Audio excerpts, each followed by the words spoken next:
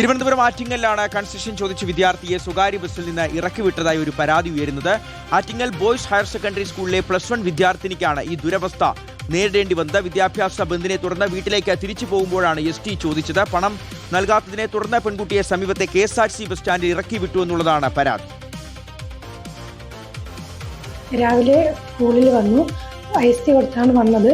അപ്പോഴാണ് SFIയുടെ സമരം നിറഞ്ഞ് സ്കൂൾ വിട്ടത്. നമുക്ക് സ്കൂൾ വിട്ടപ്പോൾ 10:30 കഴിഞ്ഞു. 10:30 കഴിഞ്ഞ ശേഷം നേരെ പ്രൈവറ്റ് സ്റ്റാൻഡിൽ പോവുകയും അവിടെ നിന്ന് ബസ് കയറി അവനഞ്ചേരിയിലാണ് വീട്. അവനഞ്ചേരിയിൽ പോകാനായിട്ട് അഖില ബസ്സിൽ കയറി ടിക്കറ്റ് കൊടുക്കാനായിട്ട് ST കൊടുത്ത് 5 രൂപ കൊടുത്തപ്പോൾ അയാൾ എന്നോട് 10 രൂപ വേണമെന്ന് ആവശ്യപ്പെട്ടു. 10 രൂപ തരില്ല, ST ആണ്, സ്കൂൾ വിട്ടതേ ഉള്ളെന്ന് ചോദിച്ചപ്പോഴത്തേക്കും ഇത്രയും നേരം എവിടെ പോരുന്നു എന്ന് ചോദിച്ചു. അപ്പോൾ പറഞ്ഞ് നമുക്കിപ്പോൾ വിട്ടതേ ഉള്ളൂ എന്ന് പറഞ്ഞപ്പോൾ പറഞ്ഞ് അതുപോലെ സമ്മതിച്ചില്ല, ST വരാൻ പറ്റത്തില്ല, 10 രൂപ തരണം, ഇല്ലെങ്കിൽ ബസ്സിൽ നിന്ന് ഇറങ്ങിപ്പോകണമെന്ന് പറഞ്ഞു. ID കാണിച്ചിട്ട് പോലും ST തന്നില്ല. പ്രൈവറ്റ് സ്റ്റാൻഡിൽ നിന്ന് കയറുകയും തൊട്ടപ്പുറത്തെ സ്റ്റോപ്പായ KSRTCയിൽ തന്നെ അയാൾ ഇറക്കി വിടുകയും ചെയ്തു. സ്വന്തന സാജു ഉണ്ട്. സ്വന്തന, ഈ ST എന്ന് പറയുന്ന വിദ്യാർത്ഥികൾക്ക് ആരും ഔദാര്യം നൽകുന്നതല്ല, അത് അവരുടെ അവകാശമാണ്. ഈ പ്രിയദർശിനി പദ്ധതി വന്നതിന് ശേഷം ഈ പ്രൈവറ്റ് ബസ് ഉടമകൾ, പ്രൈവറ്റ് ബസ് ജീവനക്കാർ വലിയ പ്രതിസന്ധി നേരിടുന്നുണ്ട്, അതൊരു വസ്തുതയാണ്. പക്ഷേ അതിൻ്റെ എല്ലാ ദേഷ്യവും ചില ബസ്സുകാർ, ചില ജീവനക്കാരെങ്കിലും തീർക്കുന്നത് ഈ കുട്ടികൾക്ക് നേരെയാണ്, വിദ്യാർത്ഥികൾക്ക് നേരെയാണ്. അതൊരിക്കലും അംഗീകരിച്ചു കൊടുക്കാൻ കഴിയുകയുമില്ല.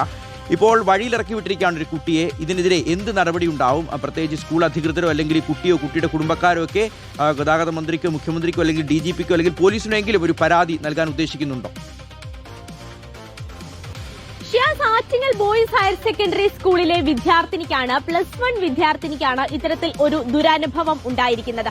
ഇന്നിപ്പോൾ SFIയുടെ പഠിപ്പ് മുടക്കായിരുന്നു, വിദ്യാഭ്യാസ ബന്ദായിരുന്നു. അപ്പോൾ അതിന്റെ ഒരു പശ്ചാത്തലത്തിൽ തന്നെ ഇന്ന് ക്ലാസ് ഉണ്ടായിരുന്നില്ല. പക്ഷേ ആ സ്കൂളിൽ ചെന്നു അറ്റൻഡൻസ് ഒക്കെ എടുത്ത ശേഷം ഈ +1 വിദ്യാർത്ഥിനി തിരികെ വീട്ടിലേക്ക് പോകാൻ വേണ്ടിയാണ് ഈ ബസ്സിൽ കയറിയത്. ആ സമയത്താണ് ഇത്തരത്തിൽ ഒരു ദുരനുഭവം ഈ കുട്ടിക്ക് ഉണ്ടാകുന്നത്. ST തരാൻ കഴിയില്ല എന്ന ഈ സ്വകാര്യ ബസ്സിലെ കണ്ടക്ടർ ഈ കുട്ടിയെ അറിയിക്കുകയായിരുന്നു. കാരണം ഇന്ന് സ്കൂളുള്ള ദിവസമല്ല, അതുകൊണ്ട് തരാൻ കഴിയില്ല എന്ന് പറഞ്ഞു. പക്ഷേ ഈ കുട്ടി പറഞ്ഞു താൻ ID കാർഡ് ഇട്ടിട്ടുണ്ട്, താൻ സ്കൂളിൽ പോയതാണ്, അവിടെ നിന്ന് ഇപ്പോഴാണ് വിട്ടത്, അതുകൊണ്ടാണ് ഇപ്പോൾ തിരികെ വീട്ടിലേക്ക് പോകുന്നത്. രാവിലെ താൻ സ്കൂളിലേക്ക് പോയതും ST എടുത്തിട്ടാണ് എന്ന് ഈ കുട്ടി പറയുന്നുണ്ട്. പക്ഷേ ഇയാൾ കേൾക്കാൻ തയ്യാറായില്ല എന്ന് മാത്രമല്ല, ST എടുത്തില്ല എന്നുണ്ടെങ്കിൽ കുട്ടിയെ ബസ്സിൽ നിന്ന് ഇറക്കി വിടുമെന്ന് പറയുന്നു. കുട്ടി ST എടുക്കാൻ തയ്യാറായില്ല. പിന്നാലെ തന്നെ തൊട്ടടുത്ത ബസ് സ്റ്റോപ്പിൽ ഈ കുട്ടിയെ ഇറക്കി വിടുകയാണ് ചെയ്യുന്നത്. അത് വലിയ ഒരു അപമാനം തനിക്ക് ഏറ്റു എന്ന കുട്ടി പിന്നീട് സ്കൂൾ അധികൃതരെ ഇതുമായി ബന്ധപ്പെട്ട വിവരം അറിയിക്കുകയാണ്. എന്തായാലും ഇത്തരത്തിൽ ഒരു പരാതി വന്ന സ്ഥിതിക്ക് ഈ ബസ്സിനെതിരെയും ഈ ജീവനക്കാരനെതിരെയും പോലീസിൽ പരാതി നൽകാനുള്ള ഒരു തീരുമാനത്തിൽ തന്നെയാണ് സ്കൂൾ അധികൃതരും ഉള്ളത്. ഈ കുട്ടി ആറ്റിങ്ങൽ ഭാഗത്തു നിന്നും അവനവഞ്ചേരി ഭാഗത്തേക്ക് പോകുന്നതിന് വേണ്ടിയായിരുന്നു ഈ ബസ്സിൽ കയറിയത്. എന്തായാലും